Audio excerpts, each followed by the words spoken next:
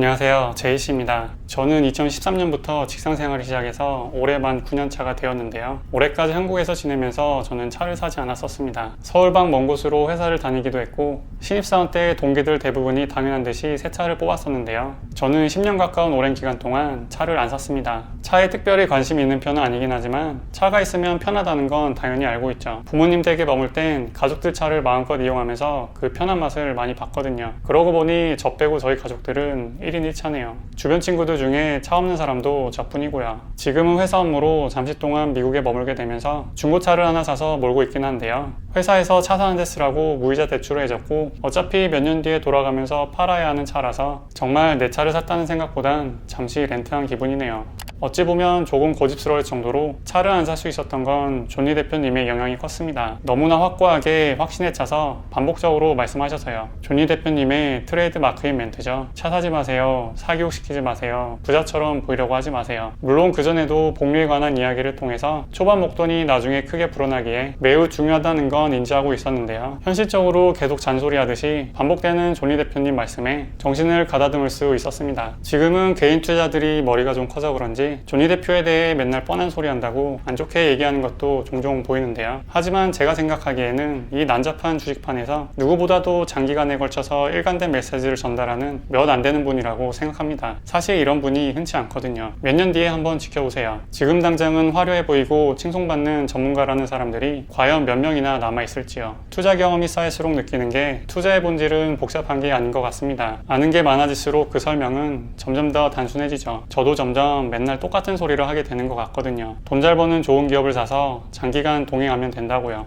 아무튼 저는 사회생활 초기에 차를 사지 않는 대가로 무엇을 얻게 되었을까요? 지난번에 공유해드린 원금, 투자금, 수익률, 기간으로 수익금을 예측하는 시트를 이용해 보겠습니다. 제가 9년 전에 3천만 원짜리 차를 샀다고 가정해 보겠습니다. 그리고 2017년 자료를 기준으로 주유비, 정비비, 보험료 등등 해서 1년에 360만 원 정도 나간다고 해보죠. 이를 다르게 말하면 3천만 원을 투자하고 9년간 매년 360만 원을 투자금으로 추가 투입하는 것과 마찬가지입니다. 다만 여기서 제가 차가 없다는 이유로 나가는 비용이 있겠죠. 제가 차가 없어도 그럭저럭 살만했던 이유는 첫 번째로 서울에 터전을 잡아서 대중교통이 편리했던 것입니다. 그리고 차가 없는 대신 필요한 경우에 택시나 소카 등을 마음껏 이용했고요. 한 달 평균 20만 원 정도는 교통비로 사용했던 것 같습니다. 1년치 차량 유지비 360만 원에서 1년치 교통비 240만 원을 빼겠습니다. 그럼 120만 원이 남는데요. 즉 매년 120만 원을 투자하면서 투자를 할 수 있었던 것이죠. 지난 5년 반 동안 저의 계좌 연평균 수익률은 17%인데요. 대충 15%로 가정하겠습니다. 초기 투자금 3천만 원으로 매년 120만 원씩 추가로 투입하면서 9년 동안 15%의 수익률을 얻었다고 가정하면 현재 시점에서 이 돈은 1억 2,870만 원으로 불어나 있겠습니다. 9년 전에 3천만 원 주고 샀던 차가 감가상각으로 인해서 지금 1,000만 원쯤 되었다고 가정해서 1억 1,870만 원이라고 치고 인플레이션으로 차값이 올랐다고 하더라도 비슷한 수준의 차를 3대 정도는 살 수 있는 돈이 생겼네요. 물론 가정했다고 계산하긴 했지만 이 돈은 단순히 상상 속의 돈이 아니라 실제로 저의 계좌에 있는 돈입니다.